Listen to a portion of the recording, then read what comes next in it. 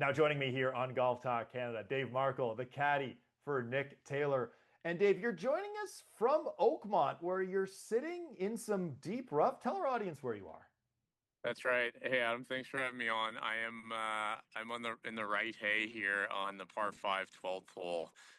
Just got in this morning and getting my first look at the course. It seemed like a good spot to sit down and have a chat.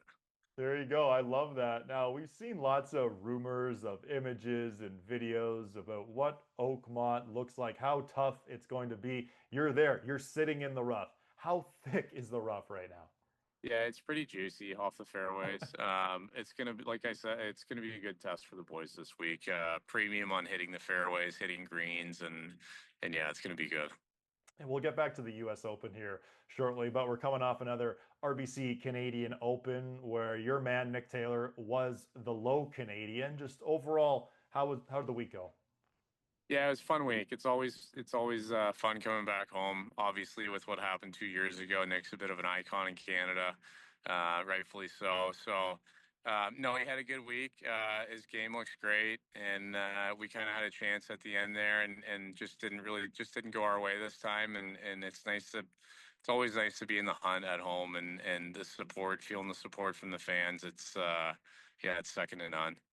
It's interesting too, right? Because we're in a super busy time of the year, and it's going to be your third consecutive really hard test of golf. The Memorial a couple of weeks back, where Nick played really well. RBC Canadian Open, we know how penal the rough was there, how long that golf course is, and now the US Open. What's it like for you as a caddy to make sure Nick is balancing both preparation and rest?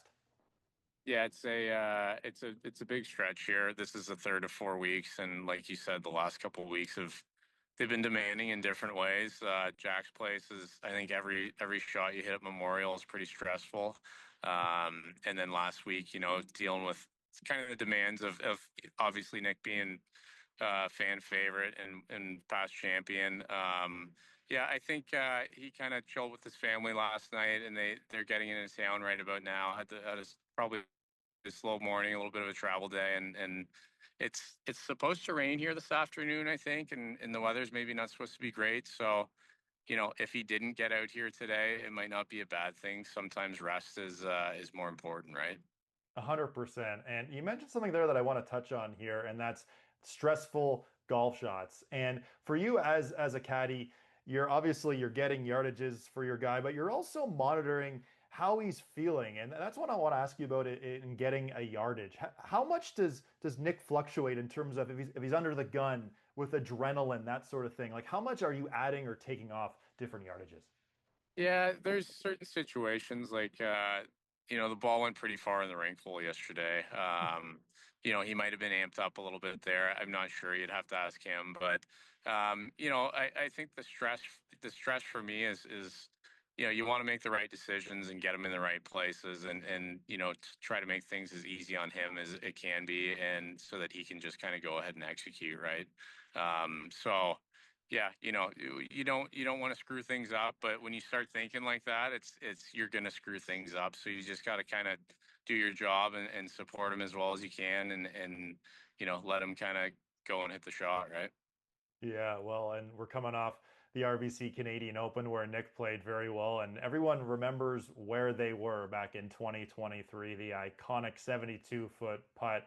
Whether you're watching on your couch or watching from the golf course, or where you were watching right beside him, seeing history unfold.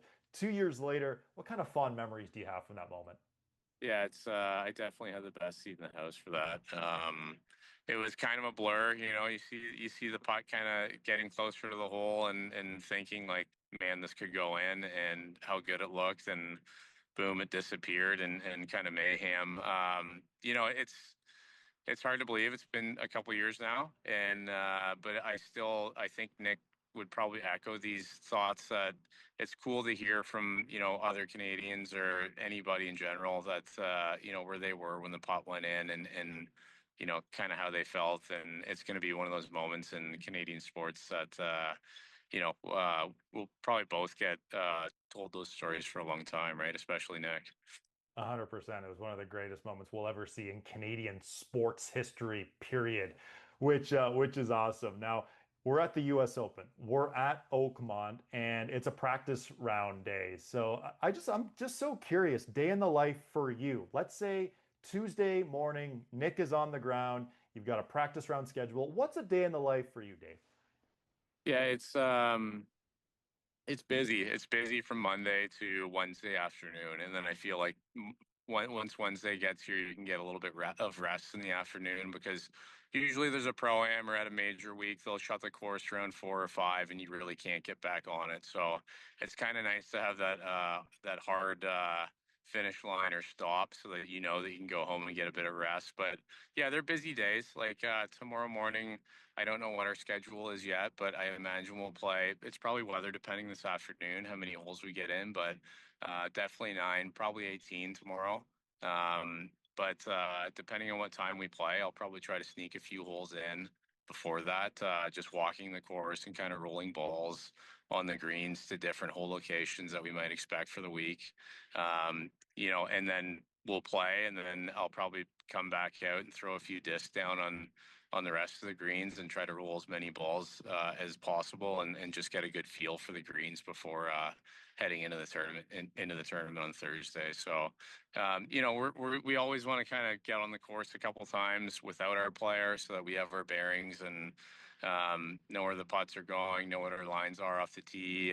Maybe the rough's thicker in some areas than it is in other areas, and you kind of need to know that if you maybe get out of position or if a pin's in a certain spot, like where you can miss it and where you can't miss it. And there's a lot that's going on out here. And you just want to know and be ready for your guy. And when a situation kind of comes up that you're the best kind of spot and can help him as best you can, right? Yeah, for sure. So that's a practice round. But how about a tournament day? So let's say Nick has a call it a 1:30 p.m. tee time this coming Friday. What are you Yeah. doing during the morning? Like, are you watching morning coverage? Are you out on the course as much as you can? What are you doing on Friday before you tee off? Yeah, the coverage these days has become so good that you kind of see when the first tee time is, and you fire up your computer and your phone and see as many different like featured groups or main feeds as you can, and you get your yardage book out and have breakfast and a cup of coffee, and you're tuned in. You want to see kind of what how receptive the greens are or aren't. At certain hole locations, like like I said, you want to know where you're going out there, and it's become so good with the coverage that you don't really. If you're out here kind of walking around, I think, obviously we used to do that in the old days, or guys that have been out here a long time, they would kind of probably walk the course before, but it's almost like not very time beneficial now with how what access you have to coverage these days. Yeah, 100%. We're so excited for the US Open and to see Nick back in action. But Dave, before we let you go, we got to talk about the last time we actually saw each other in person. And it was a funny experience because we were both in the merch shop at Augusta National doing what two guys do best and have a good retail moment. So it was hilarious seeing you there in the Augusta National, the Masters, the Pro Shop there. But I got to ask you about caddying at the Masters. As we were saying before we went on the air as well, I had the great fortune of winning the media lottery and playing Yeah. Augusta National, which is still crazy that it actually happened. But as a caddy and caddying for Nick at the Masters, just how different of an experience is it caddying at Augusta National versus any other golf course? Yeah, it's yeah, a little jealous that you got to play.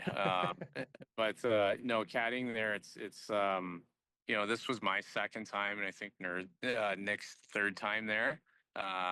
So the first time around, like it's easy at times. It's easy to kind of you go through that stretch when you come up over the hill on 11, and you kind of see Amen Corner for the first time, and it's almost like you're in a video game, right? Or like it's a little crazy, but once you kind of get when you're almost like you got to snap back into it if that's your thought, or if you let your mind go there. And I think it was the second time around is much easier to kind of be in the moment and just kind of, golf is golf no matter where you are. You can't put this place or that place on a pedestal, even though even though it is Augusta. It's cool to be out there, and you just got to try to stay present as much as possible and be cool and calm and try to, be present in the moment, right? 100%. Well, Nick Taylor's playing some great golf heading into this week's US Open. We're certainly looking forward to seeing him back in action. And Dave, hopefully looking forward to seeing you during the coverage late on Sunday afternoon. Thanks so much for taking some time today. Enjoy the rest of this practice round, and we'll talk to you soon. Thanks, Adam. Appreciate it.